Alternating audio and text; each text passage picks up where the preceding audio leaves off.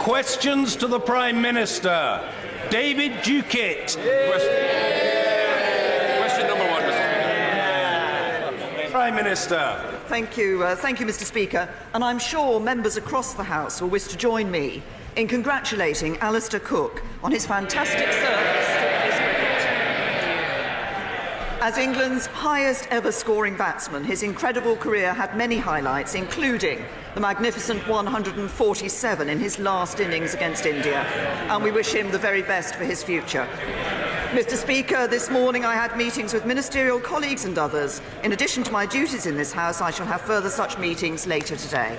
David Duckett. Thank you, Mr. Speaker. I know that the Prime Minister appreciates the significance of fishing communities around the UK, not least my own constituency of Banff and Buchan.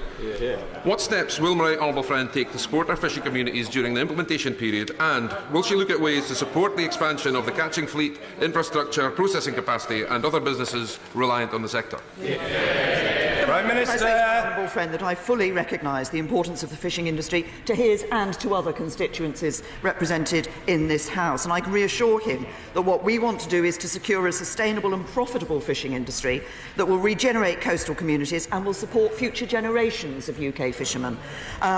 What we can do when we leave the EU, it means taking back control of our waters, setting our own fisheries rules and exclusively determining who fishes what in our seas.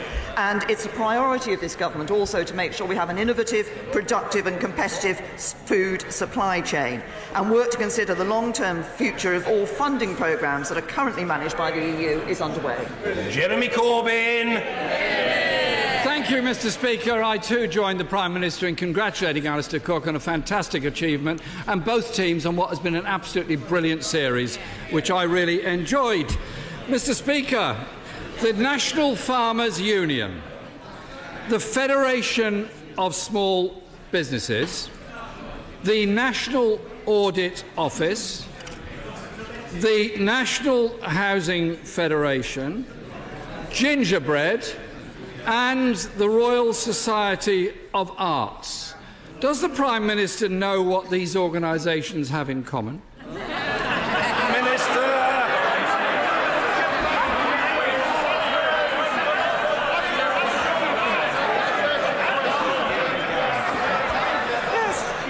I can tell the right honourable gentleman that what those organisations all have in common is that across a variety of areas of activity, they give excellent service, they promote the interests of those that they represent, and they are bodies with which this government interacts and to which this government listens. Jeremy Corbyn. I am truly grateful to the Prime Minister for that answer, the first part of which I wholly agree. But what they also have... It's all right, it's all right.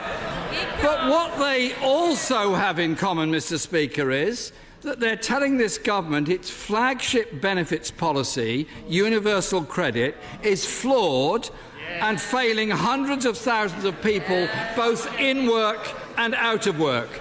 In 2010, the government declared that universal credit would lift 350,000 children out of poverty. Does the Prime Minister stand by that figure? Prime Minister.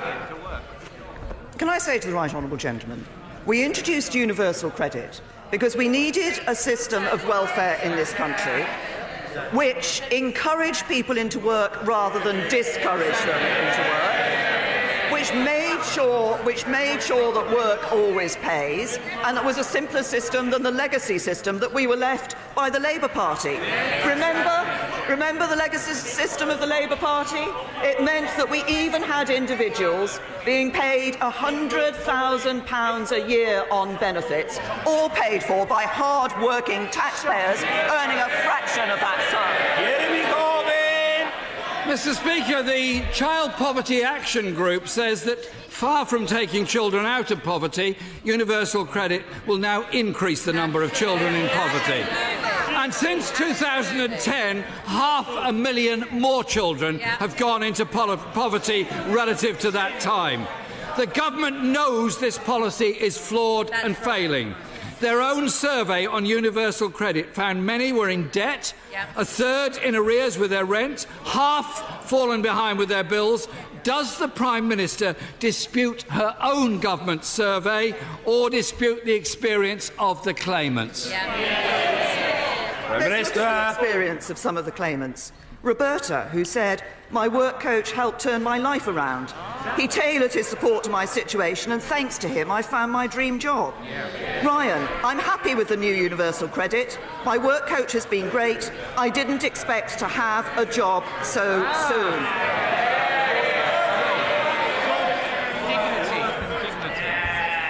Naeem, "Universal credit gave me the flexibility to take on additional hours without the stress of thinking this might stop my benefits straight away." We have gone from a situation under the Labour Party where 1.4 million people spent most of a decade trapped on benefits. We are helping get people into work, and that's why earlier this week we saw unemployment yet again at a record low. Mr. Speaker, we are all constituency MPs, and I think most of us are well aware of the pain that universal credit is causing when people come into our advice bureaus.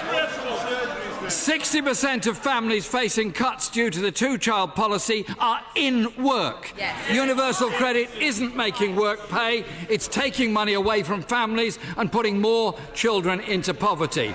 The National Audit Office report found that universal credit is creating hardship, forcing people to use food banks, and could actually end up costing the system even more. Yeah. Does the Prime Minister dispute the National Audit Office findings?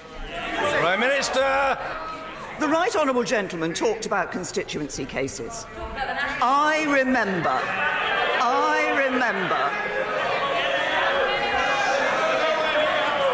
Order. We're at a very early stage of the proceedings. We've got a long way to go. The questions must be heard and the answers must be heard. And as usual, I want to get through the order paper. The Prime Minister.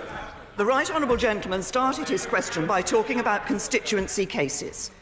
I remember the single mother who came to see me as her Member of Parliament when Labour were in government, who told me that she wanted to get into the workplace and provide a good example to her child. But the job centre had told her she'd be better off on benefits. That's the legacy of the Labour Party. Mr. Speaker, my question was about the National Audit Office. The Trussell Trust backs the NAO.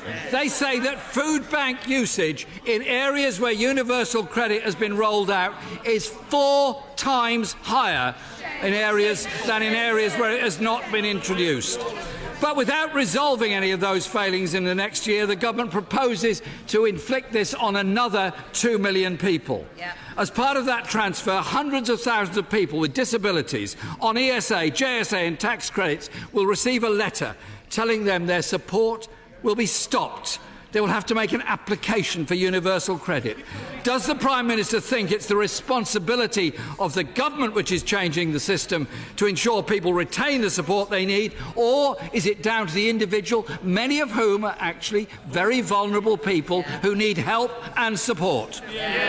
Prime Minister. What the government is doing is delivering a system that does give support to vulnerable people, that encourages people to get into the workplace, because we know that work is the best route out of poverty.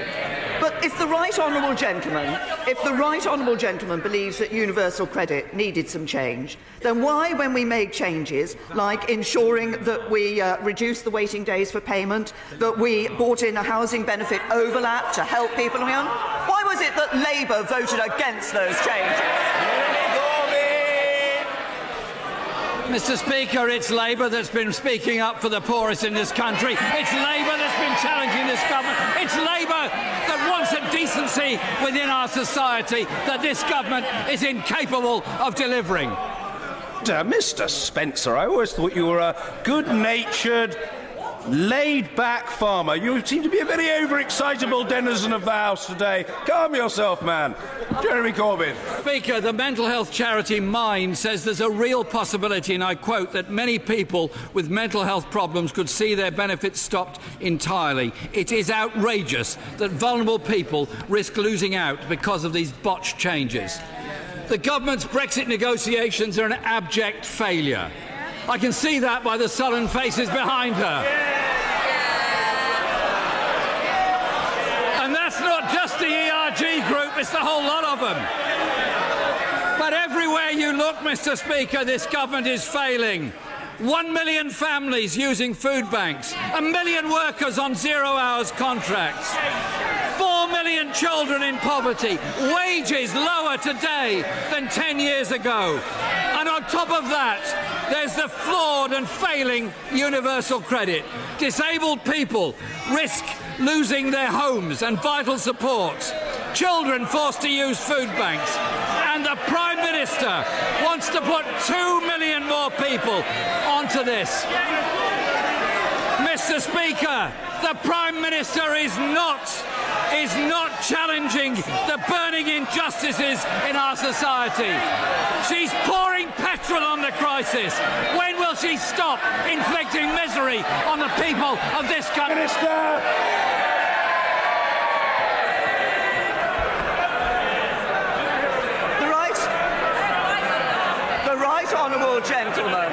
The right honourable gentleman talks about challenging the burning injustices. Challenging the burning injustices.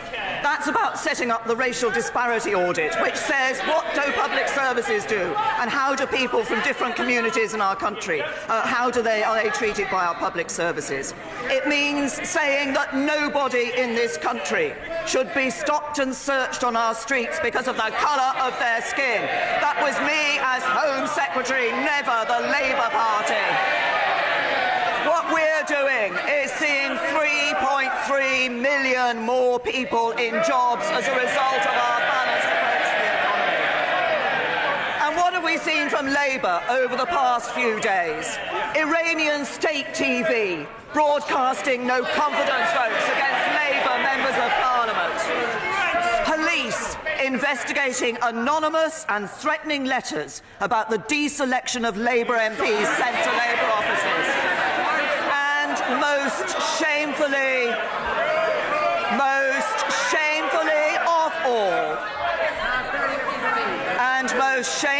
of all, the Honourable Member for Streatham saying that the Labour Party is now an institutionally racist party. That's what he's done to Labour. Just think what he'd do to this country.